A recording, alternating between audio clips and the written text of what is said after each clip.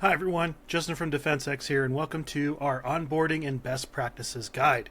In this video, we're going to go over some best practices before you set up your first customer, as well as some good to know settings. So as you can see right here, I'm inside my own environment here as a partner. So the very first thing we're going to do is we're going to come right over here to external notifications. External notifications gives you, the MSP, the ability to set up a notification system for when a user wants to request access.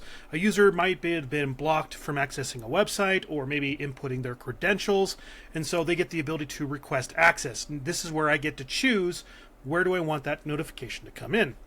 So up here at New External Notification, we have 4 available options. The easiest one is email notifications, but we also have a Teams integration, a Slack integration, and we have APIs.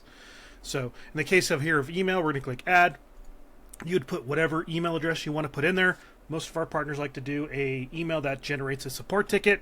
They'll turn off receive new notification about new products, but they'll leave a new user request in here. They'll choose all of our customers, and then they'll hit create notification, and then just like that, you are set up.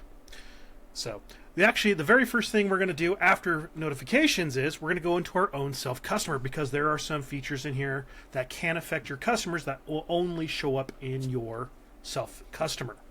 So over here, we're actually going to go to policies, and we're going to click on public templates. Public templates gives you the ability to create a policy that I can apply to my customers when I create them.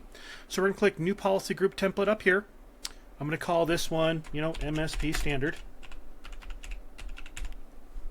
I'm going to create policy group here, and then I'm going to click the blue cogwheel, and if you notice here, this looks like the normal configurations, except everything is a blank piece of canvas here.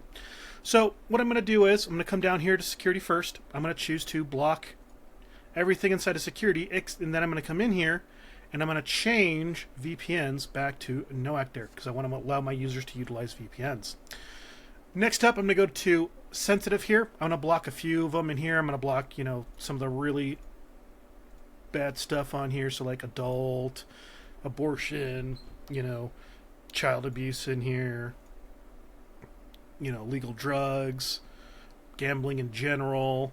Now, obviously, this is going to be pretty much based upon what you guys want to do as yourself. This is only what I would do as an MSP, so to speak. So once I've done setting up those right there, I'm then going to go to my miscellaneous. I'm going to choose newly registered domains, no content, and park domains also to set the block here. Once I've done that, I'm going to come to my action for uncategorized URLs. I'm going to set this to block, and then I'm going to set my risk scores for unknown, medium, and high to also block, like so. Now, next up, I'm going to come up here to my credentials tab. This is where we talk about our credential protection. So what I'm going to do here is I'm actually going to change this from default action to allow. What this does is it still allows users to put in their credentials. We're not blocking them, but we're still logging where they're putting credentials in. Now, why am I setting this to allow? So there is a method here to this, which is I want my users to get used to DefensX as a content filter piece first. That gives me, the MSP, time to train my users about all the pop-ups that they're going to get when I do turn on credential protection, because everybody has to set up their own internal whitelist. So the pop-ups are going to be pretty frequent the first couple of days of them going about their business. As they go about their business and they're allowing and they're putting in the credentials, those things are getting logged for the user, the pop-ups will be very few and far between. But with this route, I can prep my users so they know what to expect, thus will reduce a lot of support tickets coming to me. For file transfers, we're going to do the exact same thing here. We're going to set this to allow upload and download. And the idea is the same too. I want them to get used to DefensX as my web filtering. I've already trained them on the credentials side. I've just turned on the credential protection. Now I can go to my users and go, hey, remember all those pop-ups for credentials? Now you're going to start seeing them for uploading and downloading. Once again, my users know what to expect, and then I can come in here and then set these up the way I want them to. For ad blocking, I just leave it blocking ads. No one likes ads. And now everything's already pretty much saved in here automatically, so we're good to go with my template. Now the next place we're going to go to is we're going to go down to message templates. So those pop-up messages that I just talked about, they're fully brandable and customizable. So what I want to do is I'll hit new message template. I've already done it here. You can see I've already created one. So here you can see I give it a name. I upload my logo to it. I can choose the light theme or the dark theme. And then for the MSPs, publicly available, I want to set this to yes.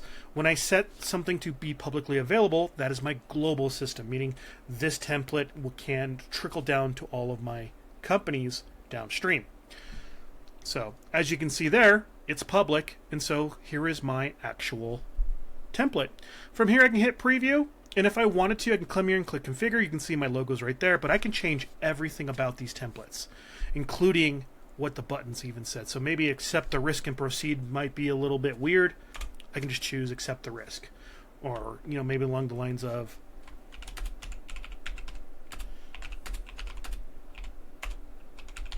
maybe something else. I agree to the terms. You can absolutely change everything about this. There we go. So here, as you guys can see, I can change everything about this that I want to. I can really make sure that this looks like exactly what I want it to be for my customers. So now the question might also come back up, can I make this template and have my customer's logo instead? Absolutely. Maybe I like the content of my messages, but they want their customer logo instead. So I can clone it like so. See, copy, and I can choose their logo instead. Once I'm done, I can then choose exactly which one they get. So I can absolutely do that in here. So now let's talk about actual customer creation. So I'm going to come up here. I'm going to go back to my MSP dashboard. We're going to come up here. We're going to do new customer. We're going to give it a name. I don't have to do the domain if I don't want to right now. I can always come back and do it. But if you want to put their domain in there, you can absolutely do that. We're going to go into next. We're going to choose user-based model. We're going to pick and choose which SKU they're going to get. Maybe we're going to start them off on Core Plus here. We're going to put them on a trial. The trials do auto-convert to active. Give them a nice free 30 days. We hit next. Right here is where you choose your policy template you just created, like so. So here I'm going to go MSP standard. We're going to go next. This is where I can choose that template. So I'm going to do right here. And then I'm going to create the customer. And now you can see I'm already in Acme Corporation's console. And if I come up here to the configuration, you can see my policy has already been applied. Now, the good news is I can tweak this to my customer's needs after I've applied the template. Maybe, for example, in your template, you're blocking the guns and ammo category, but this customer, they're avid hunters, they want guns and ammo unlocked. I can apply my template to apply most of my blocks, then I can still come back in here and unlock guns and ammo for my customers, and therefore it only affects them. Now, once you've come in here to your customers, you're going to want to come over here to consents. Right now, we've set up the ability to grant consent to be disabled, meaning the users cannot grant consent. What you're going to want to do is come up here and change all of these to enabled only low risk. Now, every single ability inside of DefensX has their own consent. So you can see like here, file download consent, file upload consent, things of that nature. You might want to be more zero trust on certain abilities. So maybe I want the ability to block consents for uploading and downloading, meaning I can let them do their consents for putting in their passwords, but I'm not going to let them grant consent for themselves for downloads. I want them to contact me. I'll make sure it's safe, and then I'll add it to a whitelist. So you can come in here, set all these up to exactly how you want to. Normally, I just come in here and set them only up for low-risk websites, things of that nature. Maybe on read-only mode, you might want to disable that ability as well. So as you can see, everything's already saved. So now all the consents are set up the way that I want it to.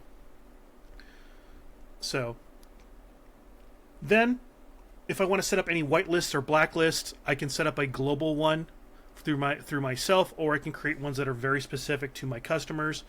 If you want to set up a global custom URL group, you guessed it, it's back over here in my self-customer.